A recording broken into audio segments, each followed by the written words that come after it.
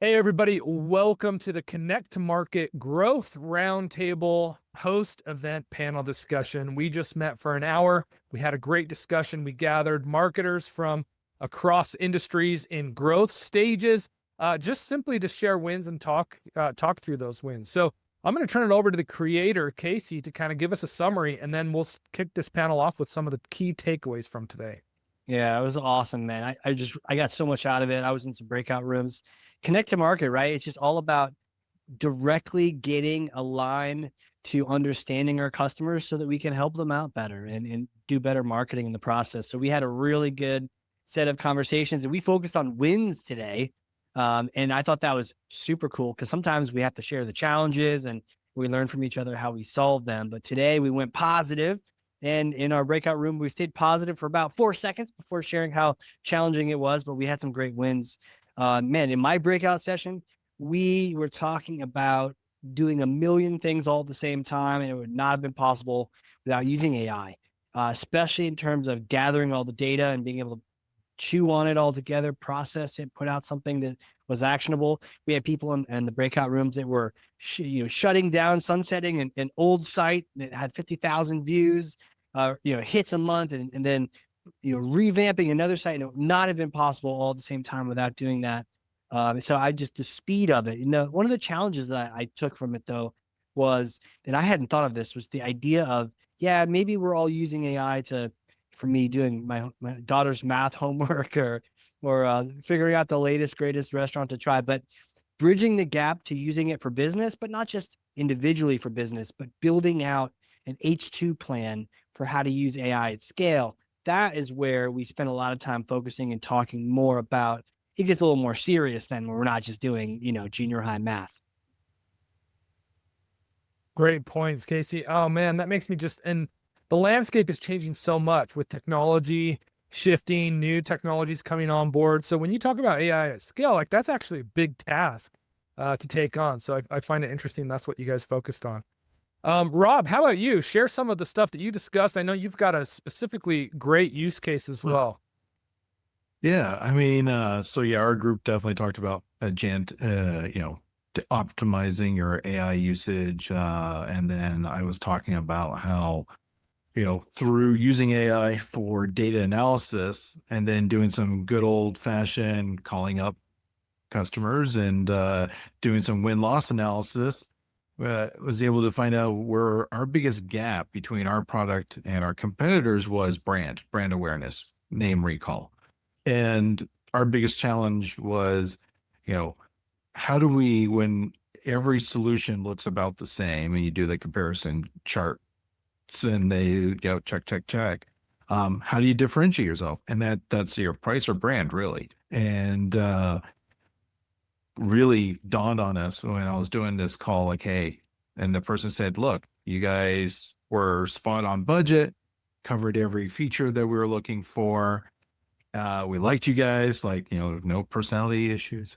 It was just, we know the other company. We knew that brand. And that's where we finally got the budget to do some brand building initiatives here in the second half of this year. Did you have to champion for that, Rob? Because I imagine that Yeah. you put the two and two together that we're losing based on this. And it sounds like when you connected the dots, people understood that they had to spend. But I mean, I meet a lot of marketers who, their CEOs, like, if you can't directly attribute it to SQL, you can't spend it. You were in the room. No, exactly. And what it was is getting other leaders involved and really coming together with that data-driven decision where you're like, look, here's the data. Like, not only we, doing our own benchmark study on our brand recall, brand awareness, but also just calling people and getting their feedback. And they're just like that. When that came up a couple of times as a reason, when all things being equal, we were ahead. And that's the one thing that put us on the negative column. Then it becomes real for people. Yeah.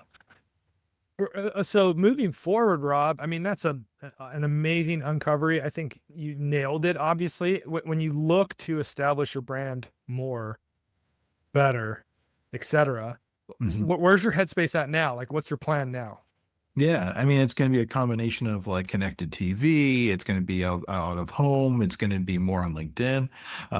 It's definitely, looking for a combination of things where uh, it's, going to be video powered, and really not just blanketing the world with our ads, but also giving our brand something to stand for, giving our brand a personality and something that's memorable and people can connect to. Even though we're in B2B, it's still people to people. You buy from people you like, people you trust, and people that you have a connection with. Absolutely, Casey. I know you're reading that trust book. Yeah, That's I brought resonating, that I'm up. sure. We did a really cool activity where we all shared something we're either watching or reading, and I brought up this trust book, Dr. Henry Cloud.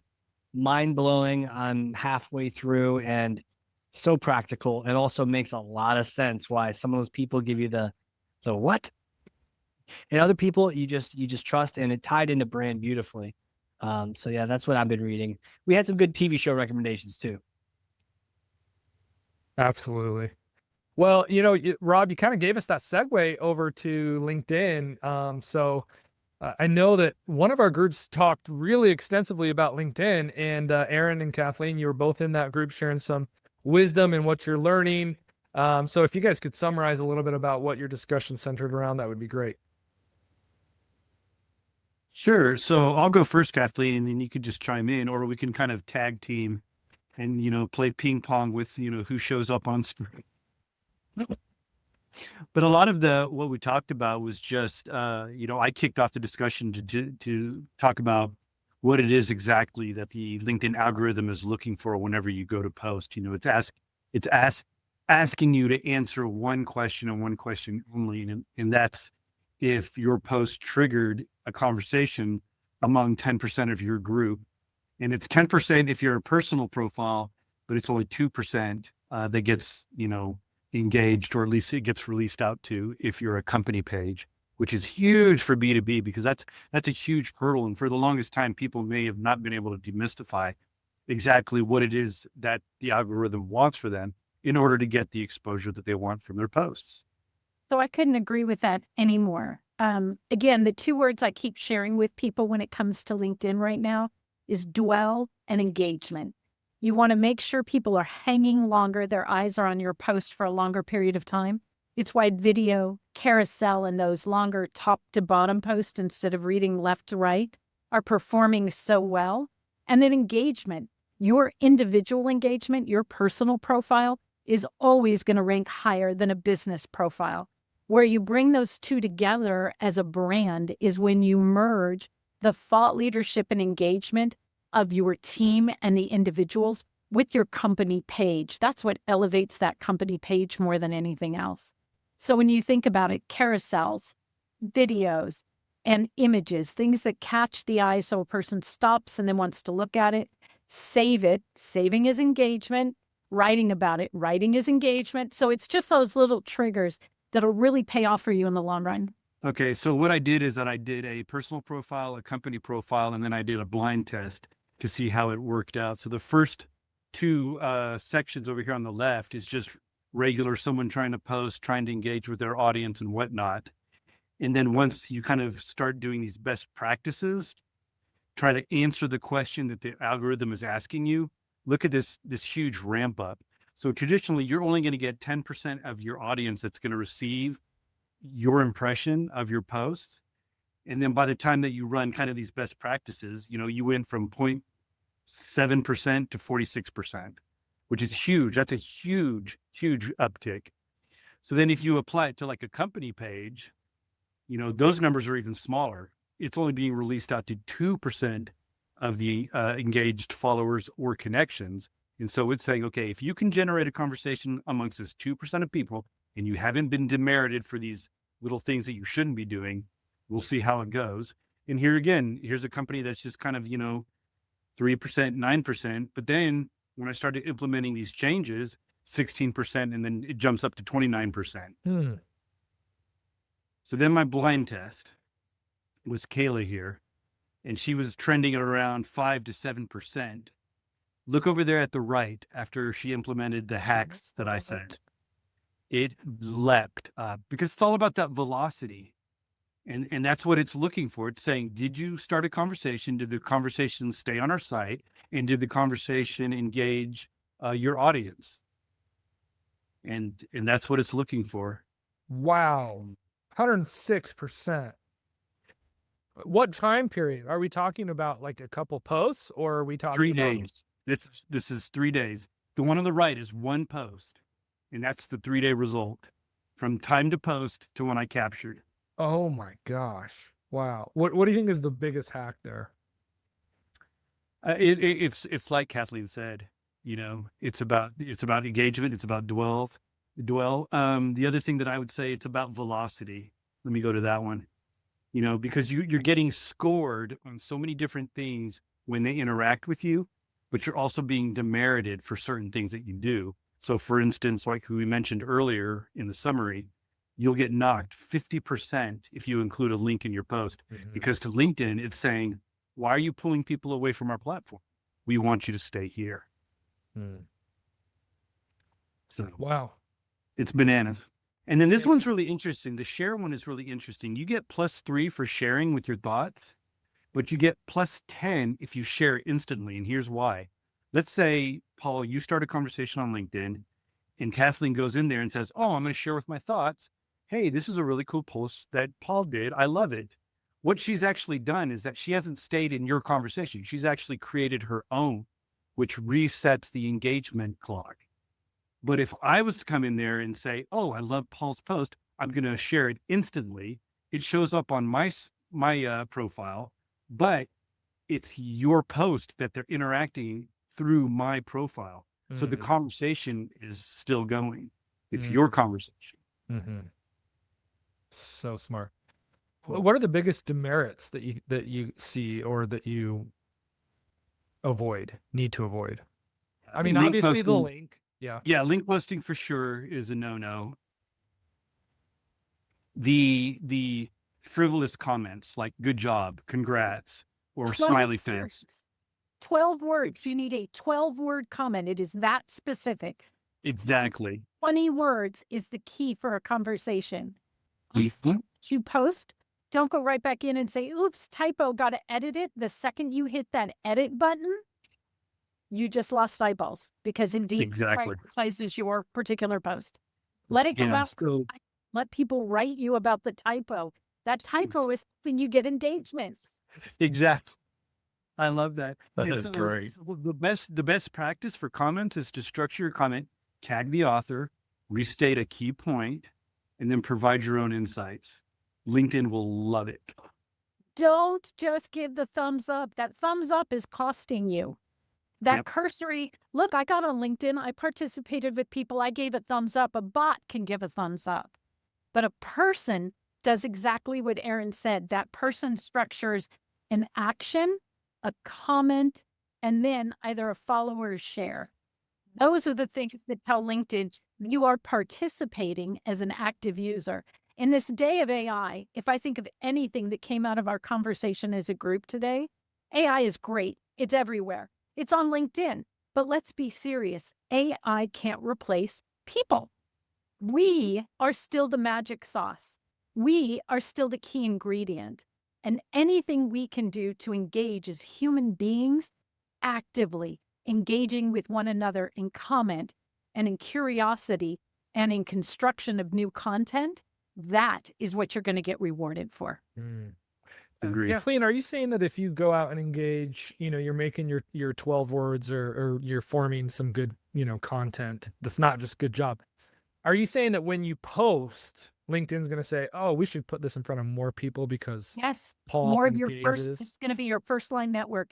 In fact, in the 2025 algorithm changes, one of the things that we're seeing more and more of is that people that are posting 12 or more words, that are actually engaging the way that Aaron discussed, right? You're structuring it in a way that says, I read this, I thought about it, and I constructed a comment to it.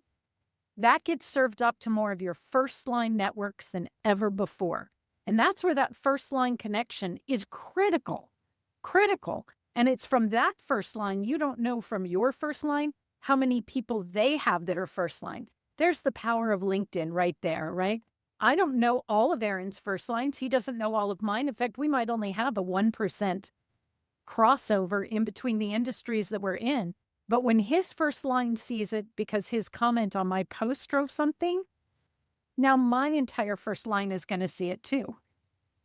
And so there you've just multiplied where you can go from 0 growth to 163% in 3 to 4 days.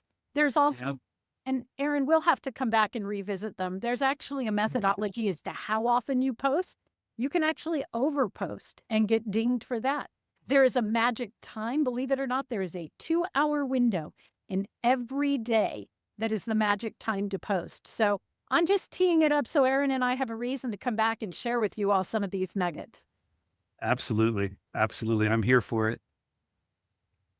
Love it, y'all. Someone said in our chat, and I guess this is a great way to kind of end what we're talking about here. Basically, let's see, I'm going to find it here. We asked everyone, what are your key takeaways? And let's see, I'm so close.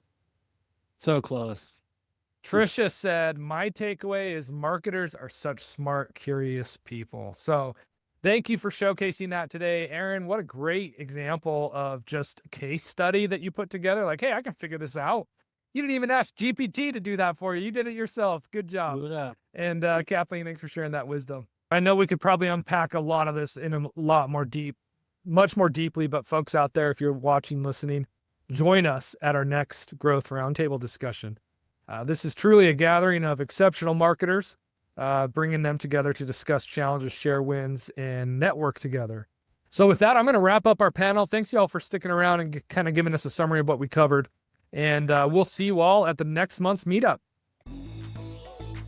Thank you for joining. Visit us at connect2market.com. Connect to Market is sponsored by Ringmaster, creating podcasts and communities that create relationships, generate revenue, and drive growth.